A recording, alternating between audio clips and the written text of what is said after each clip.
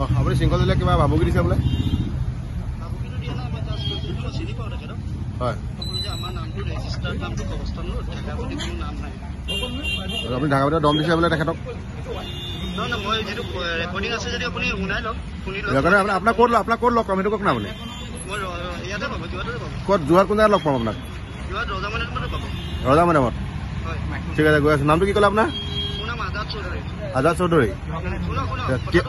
নহয় কথাটো নহয়, কিহৰ কাৰণে ফোন কৰিলে সেইটো কওক, চিধা চিধি কথা কওক।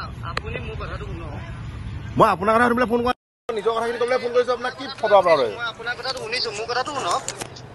মই তেখেতক জাষ্ট চিনি পাওঁ। তেখেত ক্ৰিকেট খেলত আহে আমাৰ ঢাকা ষ্টেডিয়ামত, আমি চিনি পাওঁ। তেখেতৰ ভাল বেয়া নহয়। তেখেতৰ মানে কিবা ভাবুকি দিছে যে?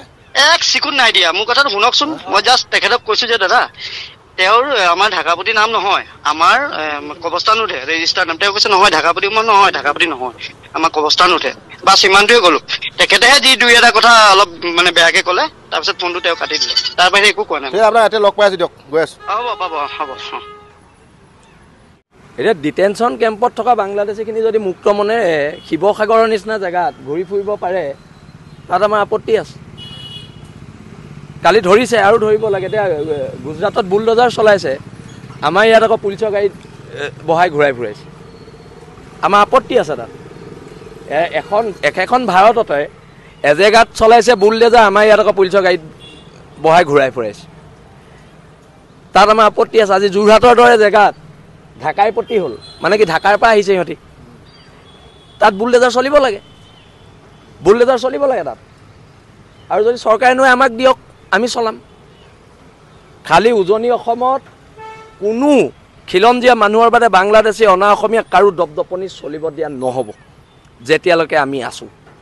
আৰু যোৰহাটৰ ঢাকাইপট্টিত অতি শীঘ্ৰে বুলডেজাৰ চলাব লাগে, অতি শীঘ্ৰে। আৰু ঢাকাইপট্টিৰ পৰা এতিয়া ফোন যোগে মোক ভাবুকি দিছে, সেইটো নম্বৰ মই এতিয়া ৰাজহুৱা কৰিম।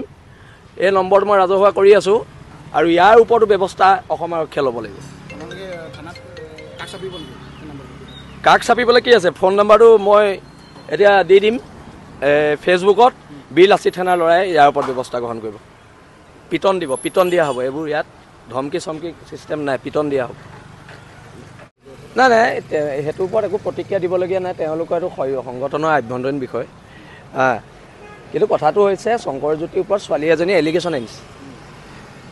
কথাটো হৈছে কি, কেছটো কোৰ্টত চলি আছে। এতিয়া জাজমেণ্ট কোনে দিব? জাজমেণ্ট ন্যায়ালয়ে দিব।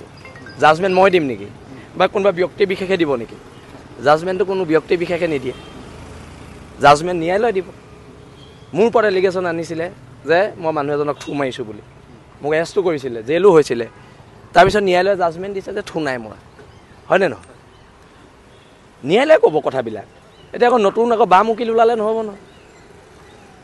এতিয়া ইয়াত জাজ ঢেৰ ওলাইছে অসমত, জাজ ওলালে নহ'বতো। এটা ব্যৱস্থা আছে, এখন সংবিধান আছে, আমি সংবিধানৰ মতে আমি চলি আছোঁ। কথাটো এইখিনিয়ে।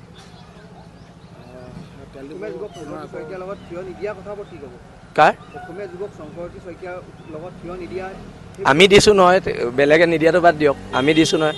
সদায় পজিটিভ হ'ব লাগে মানুহ, আমি দিছোঁ। কথাটো এইটোৱে, নিদিয়াকেইটাৰ কথানো আমি কেলৈ পাতি থাকোঁ? আমি কোনে দিছে, কোন খিলঞ্জীয়া হৈ মাত মাতিছে, অসমৰ জনগণে দেখি আছে।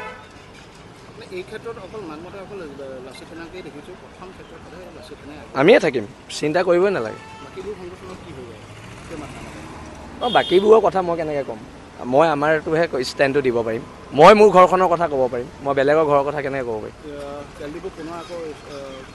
এইটো চব এখন তদন্ত কমিটি বহোৱা হৈছিলে দণ্ডাধীশ পৰ্যায়ৰ। তদন্ত কমিটিৰ প্ৰতিবেদন ৰাজহুৱা নোহোৱালৈকে আমি খুলিব নিদিওঁ।